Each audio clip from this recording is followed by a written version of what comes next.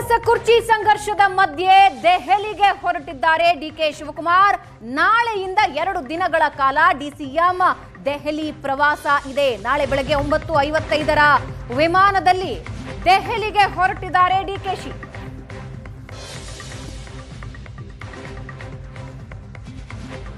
ಇಷ್ಟರನ್ನ ಭೇಟಿಯಾಗ್ತಾರಾ DK Shivakumar? High command ಭೇಟಿಗೆ ಸಮಯ ಕಾಯ್ದಿರಿಸಿದ್ದಾರೆ.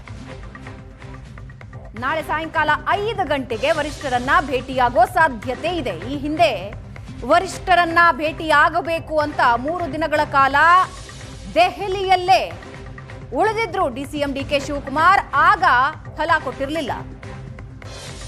ನಾಳೆ ಸಂಜೆ 5 ಗಂಟೆಗೆ ವರಿಷ್ಠರನ್ನ ಭೇಟಿಯಾಗೋ ಸಾಧ್ಯತೆ ಇದೆ. ಮತ್ತೊಂದು ಕಡೆ ಯತೀಂದ್ರ 5 ವರ್ಷ ಸಿದ್ದರಾಮಯ್ಯ ಅವರೇ ಸಿಎಂ ಅನ್ನೋ ಹೇಳಿಕೆ ಕೊಟ್ಟಿದ್ದಾರೆ. ಹೈಕಮಾಂಡ್ ಗ್ರೀನ್ ಸಿಗ್ನಲ್ ಕೊಟ್ಟಿದೆ ಅಂತ ಸಿಎಂ ಪುತ್ರ ಹೇಳಿದ್ರು. ಯತೀಂದ್ರ ಹೇಳಿಕೆ ಬರ್ತಾ ಇದ್ರ ಬೆನ್ನಲ್ಲೇ ವರಿಷ್ಠರ ಭೇಟಿಗೆ ಮುಂದಾಗಿದ್ದಾರೆ ಡಿಸಿಎಂ ಡಿಕೆ ಶಿವಕುಮಾರ್. ನಾಡಿದ್ದು ಕೇಂದ್ರ ಸಚಿವರು ವಕೀಲರ ಭೇಟಿಗೆ ಸಮಯ ಮೀಸಲಿಟ್ಟಿದ್ದಾರೆ. ಜಲಸಂಪನ್ಮೂಲ ಇಲಾಖೆ ಸಂಬಂಧ ಕೇಂದ್ರ ಸಚಿವರ ಭೇಟಿಗೆ ಸಮಯ ಮೀಸಲಿಟ್ಟಿದ್ದು ಸುಪ್ರೀಂ ಕೋರ್ಟ್ ವಕೀಲರ ಜೊತೆಗೆ ಚರ್ಚಿಸಲಿದ್ದಾರೆ. ಕಾಂಗ್ರೆಸ್ನಲ್ಲಿ ಕುರ್ಚಿ ಸಂಘರ್ಷದ ಮಧ್ಯೆ ದೆಹಲಿ ಕಡೆ ಹೊರಟಿದ್ದಾರೆ ಡಿಕೆ ಶಿವಕುಮಾರ್. ಮತ್ತೊಂದು ಕಡೆ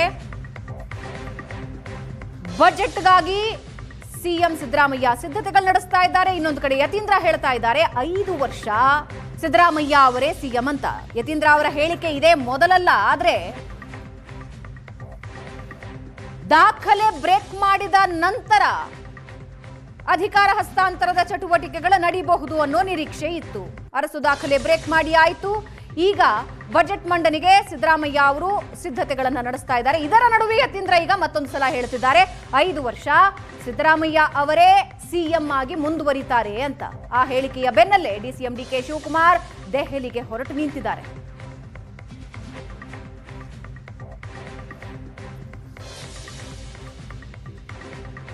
ಕಾಂಗ್ರೆಸ್ ಕುರ್ಚಿ ಸಂಘರ್ಷದ ಮಧ್ಯೆ ಡಿಕೆ ಶಿವಕುಮಾರ್ ವರಿಷ್ಠರ ಭೇಟಿಗೆ ಹೊರಟು ನಿಂತಿದ್ದಾರೆ. ನಾಳೆ ಬೆಳಗ್ಗೆ 9:55ರ ವಿಮಾನದಲ್ಲಿ ದೆಹಲಿಗೆ ಹೊರಡ್ತಾರೆ. ನಾಳೆನೇ ವರಿಷ್ಠರನ್ನ ಭೇಟಿಯಾಗ್ತಾರಾ? ಹೈಕಮಾಂಡ್ ಭೇಟಿಗೆ ಸಮಯ ಕಾಯ್ದಿರಿಸಿದ್ದಾರೆ ಡಿಕೆ ಶಿವಕುಮಾರ್. ನಾಳೆ ಸಾಯಂಕಾಲ 5 ಗಂಟೆಗೆ ವರಿಷ್ಠರನ್ನ ಅವರು ಭೇಟಿಯಾಗೋ ಸಾಧ್ಯತೆ ಇದೆ. 5 ವರ್ಷ ಸಿದ್ದರಾಮಯ್ಯ ಅವರೇ ಸಿಎಂ ಅಂತ ಯತೀಂದ್ರ ಹೇಳಿದ್ರು. ಜೊತೆಗೆ ಹೈಕಮಾಂಡ್ ಗ್ರೀನ್ ಸಿಗ್ನಲ್ ಕೊಟ್ಟಿದೆ ಅಂತ ಕೂಡ ಸಿಎಂ ಪುತ್ರ ಹೇಳ್ತಾ ಇರೋದು ಸದ್ಯ ಡಿಕೆ ಶಿವಕುಮಾರ್ ಪಾಳೆಯದಲ್ಲಿ ತಲ್ಲಣ ಮೂಡಿಸ್ತಾ ಇದೆ. ಹೈಕಮಾಂಡ್ ಇವತ್ತು ಕರಿಬಹುದು, ನಾಳೆ ಕರಿಬಹುದು ಅನ್ನೋ ನಿರೀಕ್ಷೆಯಲ್ಲಿ ಡಿಕೆ ಶಿವಕುಮಾರ್ ಇದ್ರು. ಅದಾಗಲ್ಲ ಅಂತ ಗೊತ್ತಾದಾಗ ಕಳೆದ ಬಾರಿ ಹೈಕಮಾಂಡ್ ಭೇಟಿಗೆ ಅಂತ ಹೋಗಿದ್ರು, ಭೇಟಿ ಆಗಲಿಲ್ಲ, ವಾಪಸ್ ಬಂದಿದ್ರು. ಈಗ ಮತ್ತೊಂದು ಸಲ ಹೈಕಮಾಂಡ್ ಭೇಟಿಗೆ ಹೊರಟಿದ್ದಾರೆ.